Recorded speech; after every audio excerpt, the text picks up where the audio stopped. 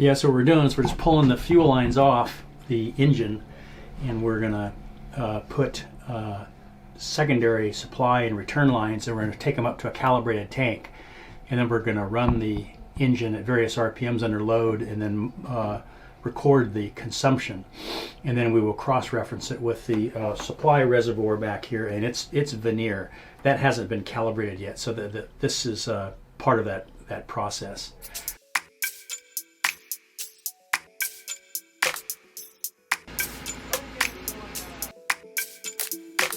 We will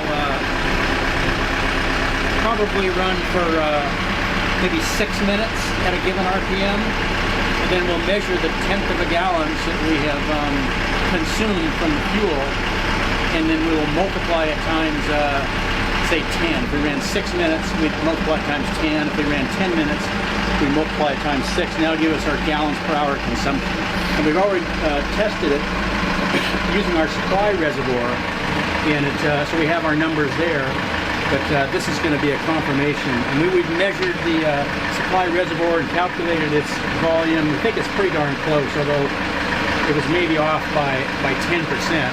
So once we do this, we'll know what the percentage of error is on that, and then we can have a calculation that you'll use when you, or we'll revise our veneer on the supply reservoir. We need to know exactly how much each engine is burning at every given RPM. Not only this port engine is going to be running the hydraulics, so it's pulling additional fuel. It'll burn more than the starboard engine at any given RPM because of the load of the hydraulics. So we'll test this engine and then that engine, and we'll have the total combined consumption. And it'll all go into a table. It'll confirm what we already have calculated based on kind of a theoretical. We've run the boat and use a propeller curve to calculate the fuel burn, which I think is going to end up being very, very accurate. But this will just confirm all that. So that's why we're going to all this trouble to do it. We've done this on virtually every boat we've ever launched, just to confirm that the actual performance and the consumption.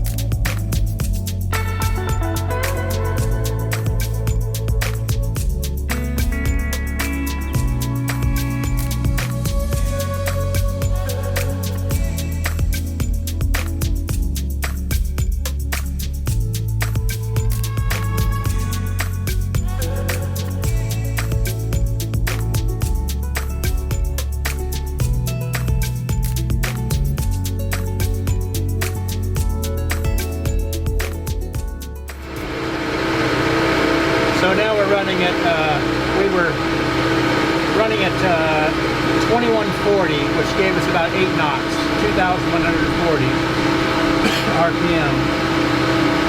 And our consumption was 0.73 gallons over a 20-minute period. So that converts into 2.19 gallons per hour.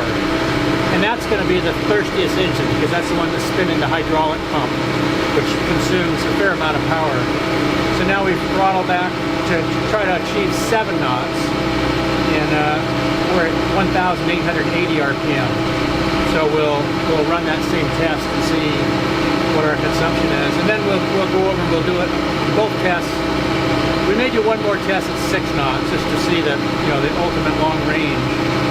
But once we're done with this engine, we'll go over and we'll do the starboard engine, and then we'll be able to average the two of them together and pretty super accurate fuel consumption.